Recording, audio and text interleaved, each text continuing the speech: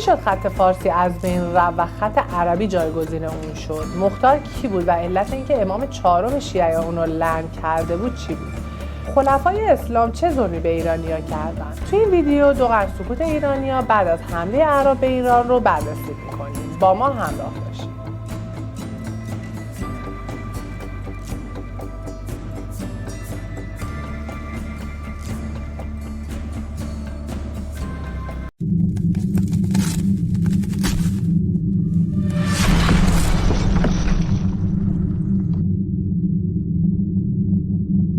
سلام دوستان، شما قسمت سوم ویدیوی خلاصه دو قرن سکوت رو میبینید. توی دو قسمت قبلی ما درباره آیین ایرانیا قبل از اسلام و حمله اعراب به ایران توضیح دادیم و اینکه چی شد که ایرانیا از اعراب شکست خوردن. منبع ما توی این ویدیو کتاب دو قرن سکوت دکتر عبدالحسین زرینکوب هستش که میتونید لینک فایل صوتیش رو توی قسمت توضیحات مشاهده کنید. تا اینجای کار ایران توسط اعراب اشغال شد و پایگاه‌های اعراب برای دریافت جزیه و مالیات تو سراسر ایران به پا شد. بعد از خلفای راشدین بنی امیه روی کار اومدن که ظلم و ستم اعراب به ایرانیا از دورای بنی امیه آغاز شد. اعراب خودشون نژاد برتر میدونستن و بقیه نژادها رو موالی یعنی بنده میخوندن. موالی از هیچ حقی برخوردار نبود، نمیتونست کار آبرومند داشته باشه، نمیتونست سلاح به دست بگیره و بر روی اسب بشینه.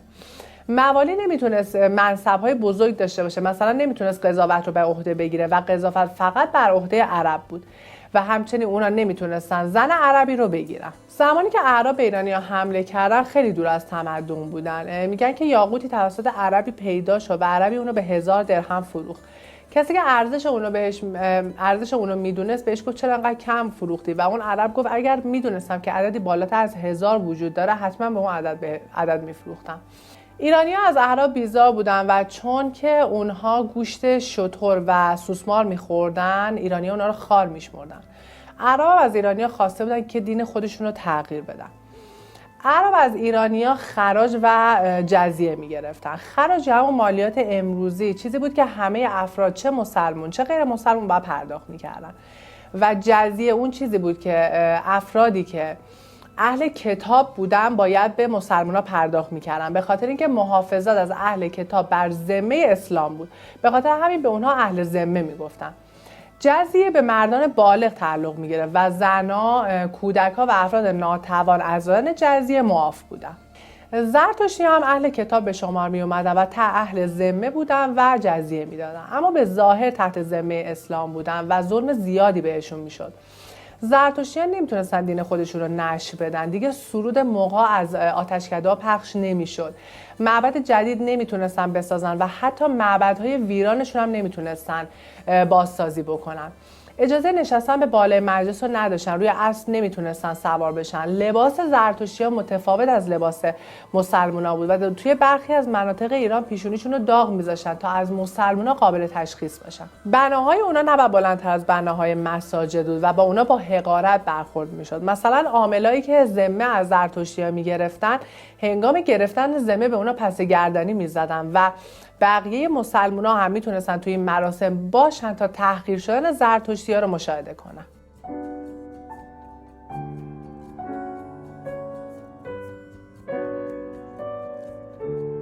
توی دوره بنی امیه شورش‌های اتفاق افتاد که بعضی از اونها از اهمیت زیادی برخورداره. یکی از اونها خروج زید بن علی بود. زید پسر امام سجاد امام چهارم شیعیانه که به خونخواهی علی ابن حسین برخاست. بعد از زید فرقه به نام زیدیه به وجود اومد که امام باقر امام پنجم شیعیان رو به عنوان امام قبول ندارن و زید رو امام پنجم میدونن. اون و پسرش یحیی به خونخواهی برخاستن و شروع به جنگ کردن. توی جنگ شکست خوردن و زید کشته شد و به دار آویخته شد. جنازش 4 سال سردر کوفه بود و بعد از 4 سال پایین آورده شد، آتش زده شد و خاکسترش به رودخونه فرات ریخته شد. پسر زید یحیی به خراسان اومد، اونجا افرادی رو گرد خودش جمع کرد، با والی خراسان جنگید اما شکست خورد. جنازه اون هم مثل پدرش به سردر شهر آویزون بود و به دار زده شده بود تا اینکه ابو مسلم خراسانی اون رو پایین آورد و توی جوزجان افغانستان دفن کرد. روایتی هم هست که منصور عباسی بعد از روی کار اومدن به خونخواهی زید و پسرش یحیی جنازه یزید و معاویه رو از قبر بیرون میکشه، اونها رو به همون شیوهی که زید رو به دار زده بودن به سردر شهر آویزون میکنه و بعد از مدتی استخونهای اونها رو میسوزونه و دور میریزه.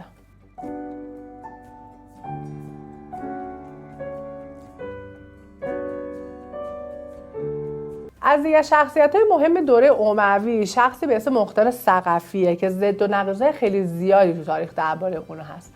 مختار پسر ابو عبیدالله ثقفیه و ابو عبیدالله فرمانده سپاه عرب توی حمله به ایران بود.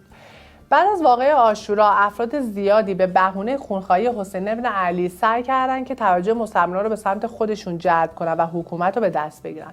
حتی زبیری هم که تو گذشته مخالف خاندان علی بودن به خونخواهی حسین بن علی برخاستن و مکه رو به دست خودشون گرفتن. مختار ثقفی با همین ادعا قیام کرد. اون ادعا کرد که قیامش مورد تایید ائمه است و با همین ادعا تونست اعتماد توابین و ابراهیم اشتر پسر مالک اشتر رو به سمت خودش جلب بکنه و حکومت خودش رو از کوفه تا موصل گسترش بده. خیلی میگن که مختار به بهونه خونخواهی حسین بن علی به دنبال ثروت و قدرت بوده. امام چهارم شیعیان امام سجاد مختار رو لعن کرده بوده و محمد حنفیه پسر امام علی و برادر امام حسین هم قصد لعن مختار رو داشته، اما به دلایل نامعلوم این کارو نمیکنه. حتی تو فیلم مختار هم اگه دقت کرده باشین این اجازه محمد حنفیه به مختار گنگ و مبهمه. عموی مختار حاکم مدائن بود و موقعی که امام حسن از جنگ با معاویه انصراف داد و به مدائن اومد به عموش پیشنهاد داد که امام حسن رو به معاویه تحویل بدن و این کارش باعث شده بود که شیعیان همیشه نسبت به مختار بی‌اعتماد باشن. زمانی که مسلم و عقیل به کوفه اومد، مختار به مخالفت با بنی امیه برخاست. اون تو واقعه کربلا تو زندان بود و بعدش به مکه رفت و با ابن زبیر که قصد مبارزه با بنی امیه رو داشت متحد شد. تو سال 64 تو جنگ مکه به همراه ابن زیاد جنگید و چندی بعدم به کوفه رفت. مختار به کوفه برگشت و همونطوری که گفتیم خودشو نماینده محمد حنفی معرفی کرد و با شیوای بیان شروع به نشر دعوت خودش کرد. او با پسر مالک اشتر ابراهیم اشتر طرح دوستی ریخت و نامه‌ای که امضا شده محمد حنفی بود رو بهش نشون داد که صحت این نامه مجهوله. قدرت مختار بر موالی بود. اون از موالی دلجویی فراوون کرده بود و زمانی که بنی امیه موالی رو خار میشمرد اون به اونا بها میداد. موالی رو بر اسب نشون و اونا رو از نزدیکان خودش کرد. طبری میگه حاکم به ابراهیم اشتر وارد شد. از زمانی که از در لشکر وارد شد تا پیش اشتر برسه یک کلمه عربی نشنید. اون به اشتر گله کرد و اشتر در پاسخ گفت اینا فرزندای مرزبان ایران و آزمون شده هستن و به این شکل بزرگان کوفه کینه مختار رو به دل گرفتن. هنگام خروج اشتر از کوفه بزرگای کوفه قیام کردن و مختار پنهان اشتر رو فراخوند. این شکلی شد که بزرگای کوفه رو کش و از قاتلای علی ابن حسین انتقام گرفت. در قیام مختار 20,000 دیلمی ایرانی تو سال 64 دعوت مختار رو اجابت کردند. دیلمی‌ها قبل از حمله اعراب تو سپاه ایران بودن که بعد از جنگ قادسیه مسلمون شده بودن و ساکن کوفه بودن. تو کتابای تاریخی اومده که مختار ادعا می‌کرده که بهش وحی میشه، به خاطر همین بهش لقب کذاب رو داده بودن و اون در پاسخ میگفتش که پیغمبرها هم کذاب خونده میشدن و غیر مستقیم ادعای پیامبری میکرد. همین ادعای اون و عدم تایید قیامش توسط ائمه باعث شد که مسلمان‌ها کم کم از دورش پراکنده بشن. حتی ابراهیم اشتر هم ازش جدا شد و این باعث شد که از زبیری شکست بخوره و کشته بشه. روایتی هست که موقعی که مختار سر ابن زیاد رو برای امام سجاد میفرسته، امام سجاد در حق مختار دعا میکنه. توی صحت این روایت شکه و حتی اگر هم درست باشه این روایت تأییدی بر قیام مختار نیست. اعراب تجربه حکومتداری نداشتن و مجبور شدن که از ایرانی‌ها توی حکومتداری استفاده کنن. توی اواخر حکومت اموی اکثر منصب‌های مهم کشور دست ایرانی‌ها بود. یکی از حاکمای بنی امیه میگه که در ترجمه از ایرانیایی که 1000 سال حکومت کردن و به ما هیچ نیازی نداشتن و ما 100 سال حکومت کردیم و بی‌نیاز از اونها نبودیم.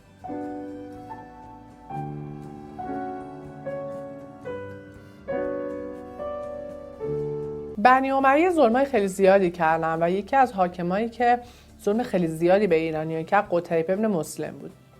احسان طبری میگه که قتیبه ابن مسلم چندین هزار ایرانی رو توی خراسان ماوراءالنهر کش و توی جنگی به خاطر قسمی که خورده بود انقدر از ایرانیان کش که از خون اونا آسیاب روان شد و از آسیاب اون گندم آرد کرد و از آردش نون پخت.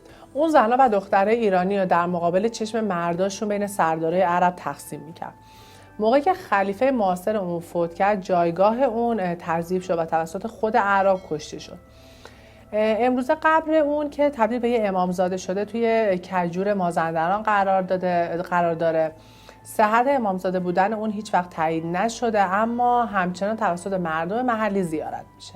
یکی از افراد دیگه‌ای که خیلی ظلم کرد حجاج ابن یوسف بود. اون وقتی وارد کوفه شد هر شیعی رو که میدید میکشت. اون به شدت با ایرانی‌ها دشمن بود و همواره به دنبال تغییر خط دیوان از فارسی به عربی. عرب همیشه به دنبال از بین بردن خط تا زبان فارسی بودن. حتی تو زمان عمر وقتی سعد بن ابی وقاص وارد کتابخونه مدائن شد و کتابخونه اونجا رو دید، به عمر نامه نوشت و ازش پرسید که با این کتاب‌ها چیکار بکنه. عمر گفت این کتاب‌ها هادی است که ما قرآن رو داریم و اگه ما یه گمراهیه که باید از بین برن. به این ترتیب همه کتابخونه‌های ایران یا به آب ریخته میشد و یا آتش زده میشد. حجاج بن یوسف و بقیه حاکمای بنی امیه هر فردی که خط پهلوی میدونست رو میکشتن. فقط افراد عمومی رو باقی میذاشتن تا اینجوری خط فارسی از بین بره. چون خط فارسی رو مایه عدم انتشار قرآن میدونستن. ابوریحان توی آثار باقی عن القرور خالیه میگه قتیبه ابن مسلم سردار حجاج وقتی به خوارزم لشکر کشید همه کتاب‌ها رو سوزوند و هر کسی که از علوم گذشته خبر داشت مثل موبدا و هیربودا رو میکشت. با کوشش حاکمای عرب خط عربی همه جا نشر پیدا کرد بجز دیوان محاسبات. چون عرب بیشتر از 1000 نمیتونستن بشمرن به خاطر همین دیوان محاسبات دست ایرانیا بود و ایرانیا هم از خط پهلوی استفاده میکردن. حجاج ابن یوسف دنبال این بود که خط پهلوی رو به طور کامل از بین ببره و به خط عربی تبدیل بکنه. تا اینکه فردی به نام صالح که از پدری سیستانی و مسلط به هر دو خط پهلوی و عربی بود دیوان رو به دست گرفت و خط دیوان رو به عربی تغییر داد و برای اعداد بیش از 1000 معادل سازی کرد. مردانشاه پسر زادان فرخ دیوان سالار ایرانی به صالح گفت خدا ریشه تو رو بکنه که ریشه خط فارسی رو کندی. ممنون که تا اینجا ویدیو با ما همراه بودید. توی ویدیوی بعدی درباره اتمام حکومت بنی امیه ابو مسلم خراسانی و اینکه قیامش به چه شکلی بود صحبت می‌کنیم. کسایی که به خونخواهی ابو مسلم خراسانی برخاستن و در نهایت درباره اولین حکومت ایرانی بعد از حکومت اعراب توی ایران صحبت می‌کنیم. خدا نگهدار.